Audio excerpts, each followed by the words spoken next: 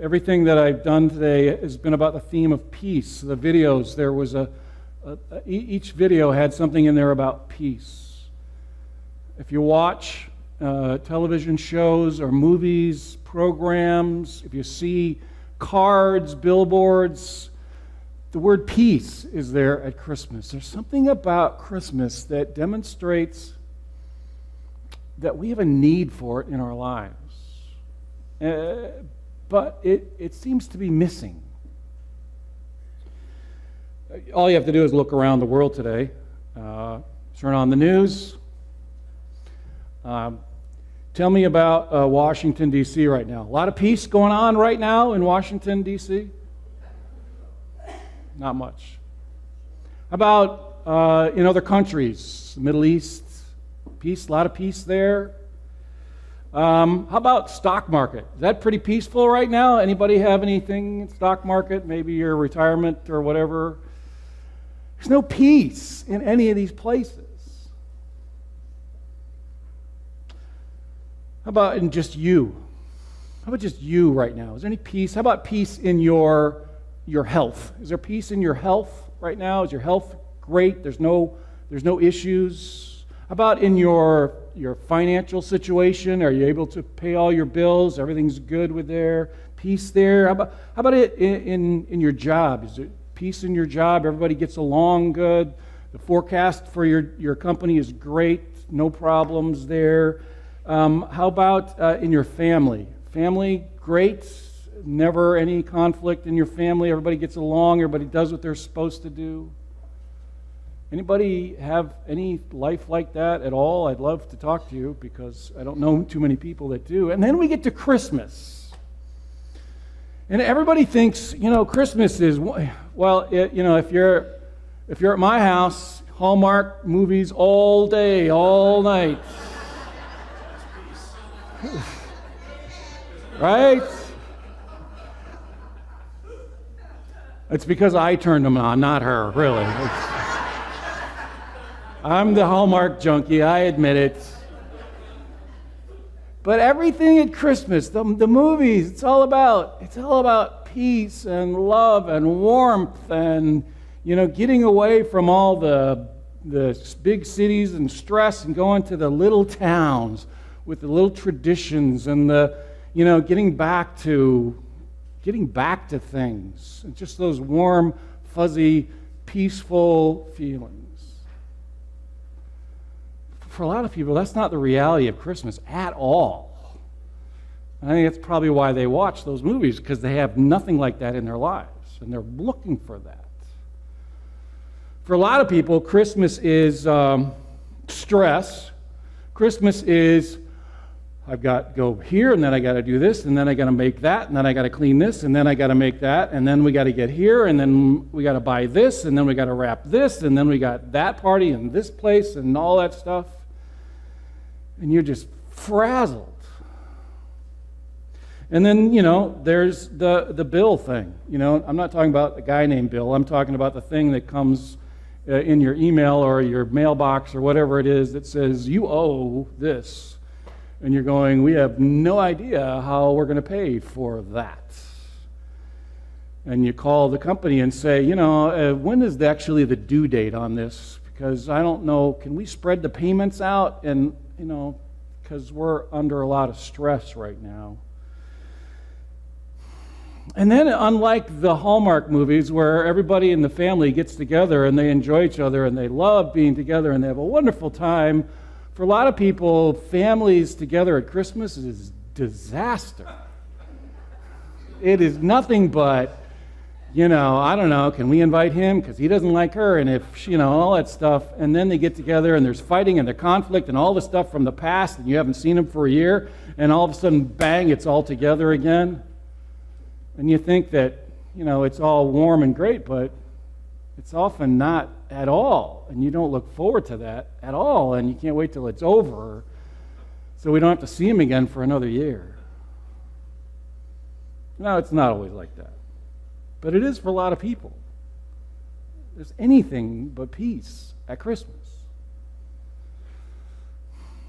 But you know what? I was starting to think about the Christmas story. The one in the Bible.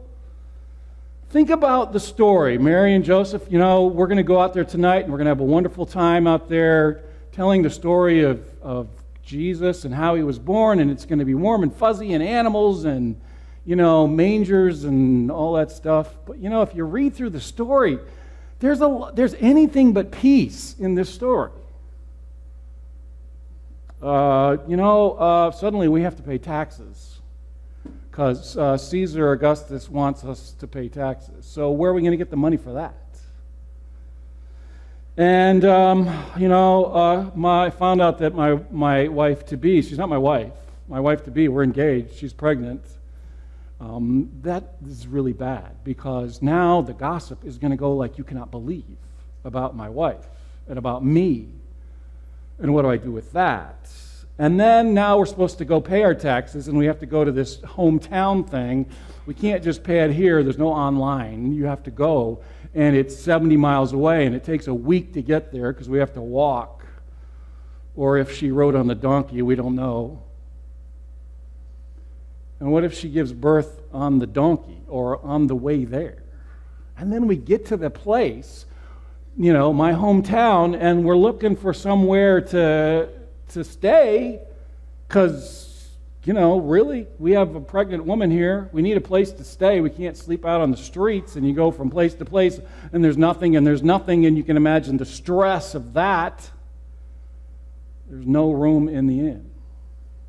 The story is just filled with anything but peace in it. So it's not unusual to not have peace at Christmas.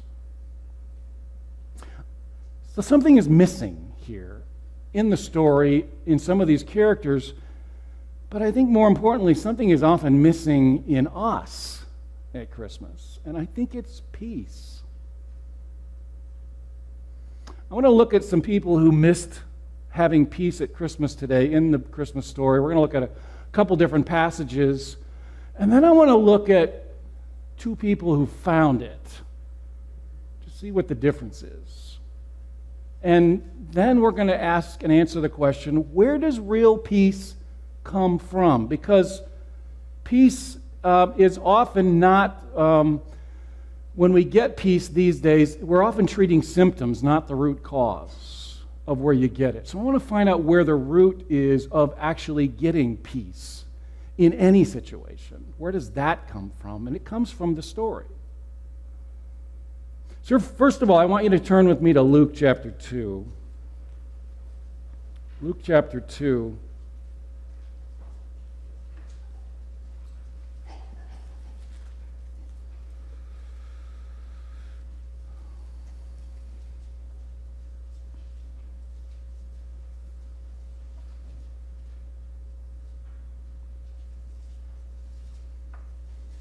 Luke chapter 2, verse 1.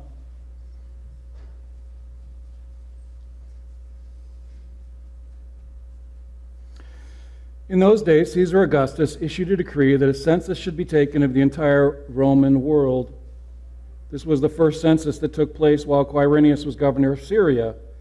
And everyone went to his own town to register. So Joseph also went up from the town of Nazareth in Galilee to Judea, to Bethlehem, the town of David, because he belonged to the house and line of David. He went there to register with Mary, who was pledged to be married to him and was expecting a child. And while they were there, the time came for the baby to be born.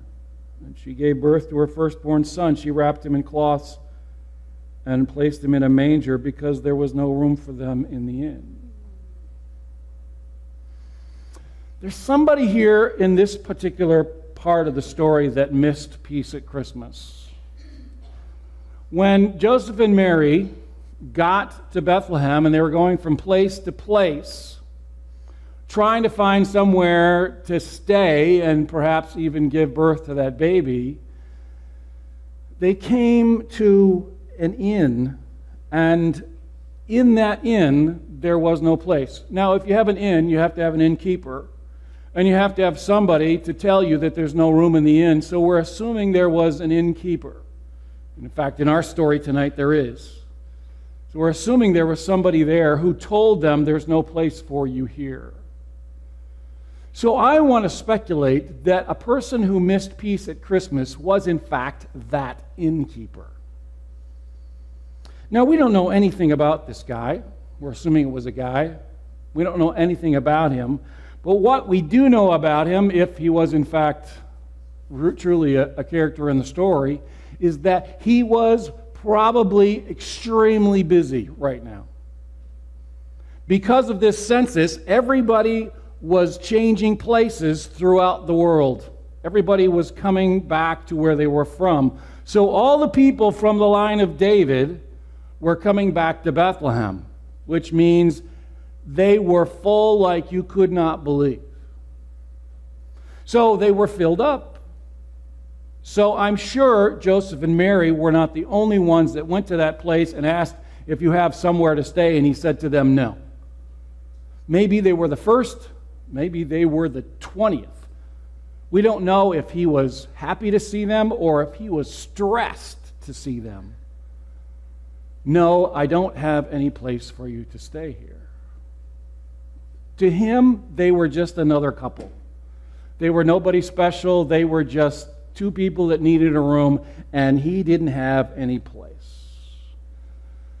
But somehow, for some reason, it seems some compassion came over him for them. We don't know if he offered it to anybody else, but he offered it to them. He said, well, I don't have any place in my inn where I have rooms, but they're all full, but, you know, you really need some help here. You and your wife, she is going to give birth, and I don't feel like I can just kick you out, but I do have this place behind there. It's back behind. It's where the animals, the stable.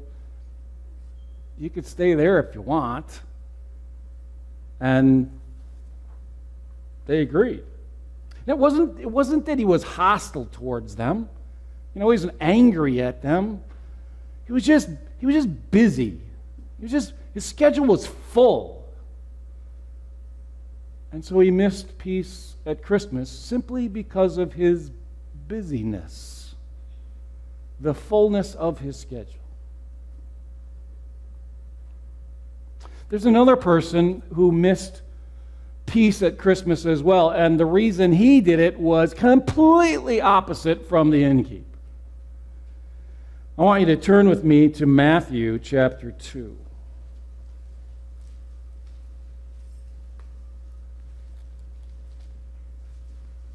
Matthew chapter 2. We have in this particular passage a character by the name of Herod. Herod is anything but the innkeeper. He's completely the opposite. What do we know about Herod? Herod was the king of Judea. Was Herod a Jew? No, he was not.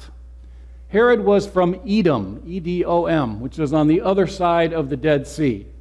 He was appointed by the Romans to be the king of Judea because they needed somebody to take over who wasn't a Jew who would watch the kingdom for them. So Herod was appointed by the Romans. He was not Jewish. And therefore, if he was appointed, he was afraid he could get unappointed. So he was threatened by anybody who might have designs on his throne. So now he hears about this new king of the Jews. He was the king of the Jews. Matthew 2, verse 1. After Jesus was born in Bethlehem in Judea during the time of King Herod, Magi from the east came to Jerusalem and asked, "Where is the one who's been born king of the Jews? We saw his star when it rose and have come to worship him." When King Herod heard this, he was disturbed, and all of Jerusalem with him. We're not talking about mildly disturbed. We're talking about horribly disturbed. Herod had a reputation. Because he was appointed to the throne and he was threatened by anyone who might have designs on it, he wasn't afraid to eliminate anybody who might be the threat, including his own family. Because of that paranoia that he had his brother-in-law killed, his wife killed, and his mother-in-law killed. Now, knowing then, because of his reputation, that nobody liked him, let alone loved him, he made a plan. He issued a decree that when he died, that the distinguished, loved citizens of Jerusalem, the most loved people, should be brought together, and when he died, they should be killed. That way, there would be mourning in Jerusalem when he died. Just give you a picture of what this guy's like. Nobody's going to cry for me, so I'll make sure there's crying when I die. Fortunately, that order was never carried out. But that's who we're dealing with. So you can imagine when this guy finds out there's a new king of the Jews, what his reaction might be. Verse 7. Then Herod called the Magi secretly and found out from them the exact time the star had appeared, and he sent them to Bethlehem and said, "Go and search carefully for the child. As soon as you find him, report to me so that I too may go and worship him." And having been warned in a dream not to go back to Herod, they returned to their country by another route.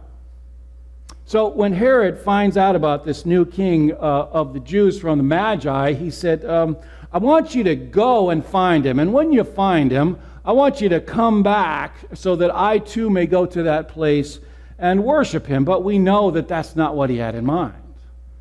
He was going to do to that baby what he did to his brother-in-law and his wife and his mother-in-law. Fortunately, God intervened. God warned the Magi, don't go back there, and they didn't, and he didn't find out from them where he was. Herod missed peace at Christmas. Not because he was too busy, but because he was hostile to it. Hostility, anger. He was threatened by it. And he missed it. There's a third, I'm going to call them a group of characters in this story. People who missed peace at Christmas as well. If you remember, well, let's just look there. Matthew chapter 2, verse 4. When Herod had called together all the people's chief priests and the teachers of the law, he asked them where the Messiah was to be born. In Bethlehem in Judea, they replied, for this is what the prophet has written. But you, Bethlehem, in the land of Judah, are by no means least among the rulers of Judah, for out of you will come a ruler who will shepherd my people Israel. So when the Magi come to Herod and say, we're coming here for the king of the Jews, where is he? And Herod goes, I don't know what you're talking about, but I do seem to remember, I know enough about the Jewish law, I know enough about Jewish history, that the Jews are looking for a Messiah. Now, where is it? Where's the prophecy that the Messiah is to be born? Because I know enough to know that that's the case. It's prophesied. So he gathers together his religious leaders, his teachers of the law, and he says, well, where is it that the Messiah is to be born? And they quoted the scripture. It says, in Bethlehem. So that's where Herod sent them. Now you would think that the religious leaders, if some group of wise men, magi, kingmakers, came from a far-off land looking for the new king of the Jews, looking for the Messiah, the Christ, and inquired about it, and Herod asked you about it, that you might be interested in finding out if, in fact, the Christ, the Messiah, has been born in Jerusalem, or in Bethlehem. Just out of curiosity, if nothing else. On the other hand, the Jews, remember the Jews up until this point have been looking for hundreds and hundreds of years for the Messiah to return. They're looking for the coming of the Christ. They've been waiting for it, and especially now because the Romans, the oppressors, are on top of them all the time, and they're looking for someone to come to throw off these oppressors, and they believe that when the Messiah comes, the Christ comes, he'll set up his kingdom and throw off these people, and they'll now reign on the earth forever with the Messiah when he's here. You would think that these guys might at least check this out to see if it was true. But they didn't. We have no account of any of these religious leaders going to Bethlehem to see if it's true or not. Why not? Maybe they just didn't care. Let's call it indifference. We don't need that. We've talked about the Messiah. We've looked to him, but we're really pretty good on our own, we really don't need him. We're doing okay by ourselves. And so they missed peace at Christmas. Hostility, busyness, indifference. Not unlike people today. But then you have the characters in the story that got it, that didn't miss peace at Christmas, but I believe actually received peace at Christmas. And you can imagine who they are. Matthew chapter 2, verse 9.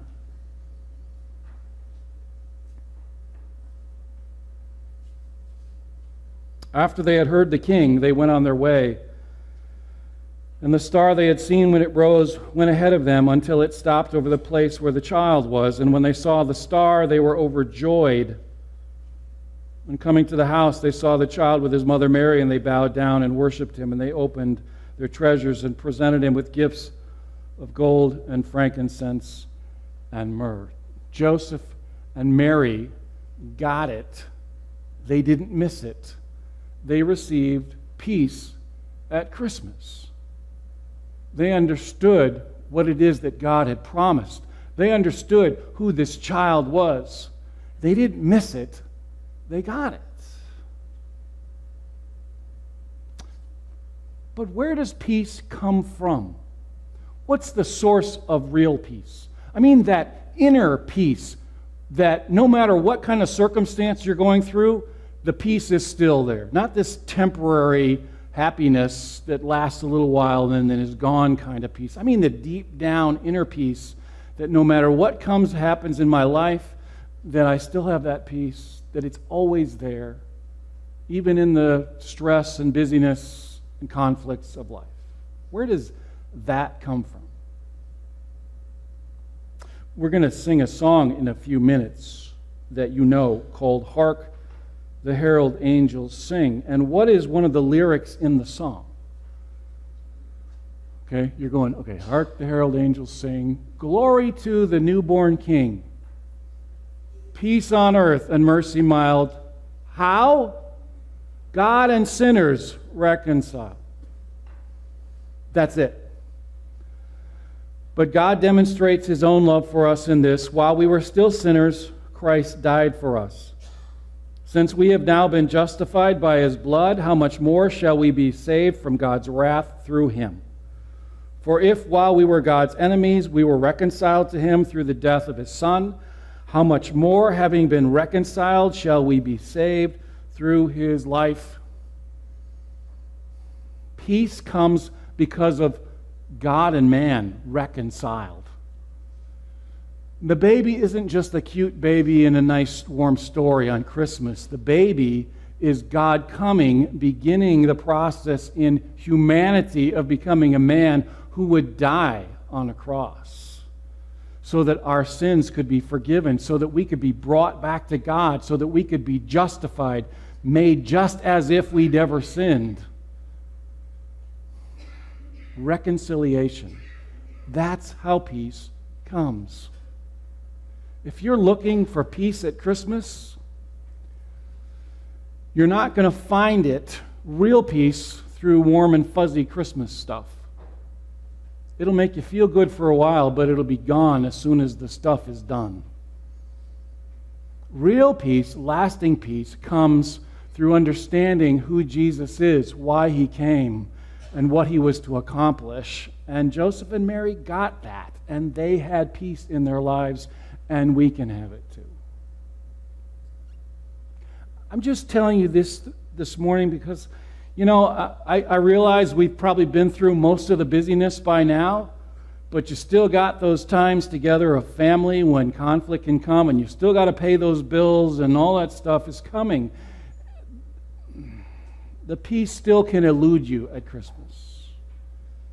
So go back just in the next few days and go back to the story. Understand what it is that you have. Understand what it is that God has done for you in Jesus. And when you do that, the peace will come and you won't miss it. You can have it no matter what your life is like during this Christmas season. God and sinners reconciled. We can have peace because of Jesus. I want to take a moment, and in a moment we're going to sing Hark the Herald Angels Sing. But before we do that, I want you to take some time to have just a few moments of quiet. This may be the only quiet you get for the next few days. So I want you to enjoy it. But I want you to appreciate it too. And I want you to think of the things that are going on in your life that are taking away your peace. And I want you to think of the things that might take away your peace in the next few days. And I want you to go back to the source of where real peace comes from. And I want you to recognize that, and I want you to talk to God about it. And thank Him for it. Understand it, recognize it, appreciate it, celebrate it. And thank Him that no matter what's going on in your life in the next few days, that peace will still be there because of God and sinners reconciled. Take a few moments to do that, and then I'll close us in prayer. Talk to Him.